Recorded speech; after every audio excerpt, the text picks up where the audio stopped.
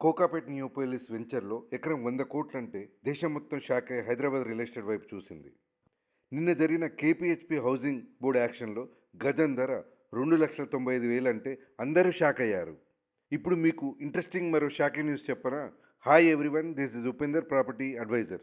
Shocking news ఏంటంటే 2020 నుండి 2024 వరకు ల్యాండ్ మీద, విల్లాల మీద గనక ఎవరైతే హైదరాబాద్‌లో ఇన్వెస్ట్‌మెంట్ చేశారో, ఇన్వెస్ట్‌మెంట్ చేసిన వారందరికీ సుమారు 80% చొప్పున హైయెస్ట్ క్యాపిటల్ అప్రిషియేషన్ తెచ్చిపెట్టిందని ఇన్వెస్ట్‌మెంట్ బ్యాంకర్ సర్దాక్ హౌజా వాళ్ళ సర్వేలో ఈ షాకింగ్ బ్రేకింగ్ విషయాన్ని అయితే బయటపెట్టింది. 2025లో ఇన్వెస్ట్‌మెంట్ చేస్తే ఏ ఏరియాలో ఇన్వెస్ట్‌మెంట్ చేశారో కామెంట్ బాక్స్‌లో తెలియజేయండి.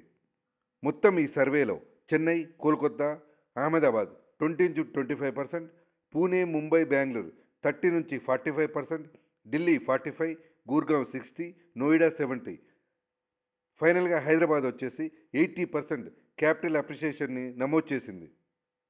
ఢిల్లీకి దగ్గరలోనే గుర్గావ్ ఉంటుంది. ఈ విషయం మీ అందరికీ తెలుసు.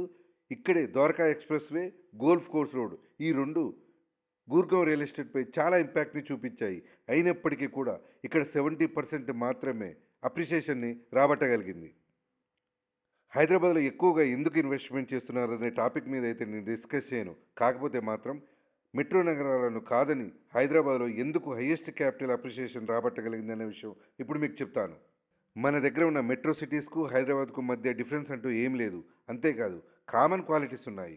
కాకపోతే మెట్రో సిటీస్‌కు భిన్నంగా హైదరాబాద్ అనేది డైలీ డెవలప్‌మెంట్ అవుతున్న సిటీ.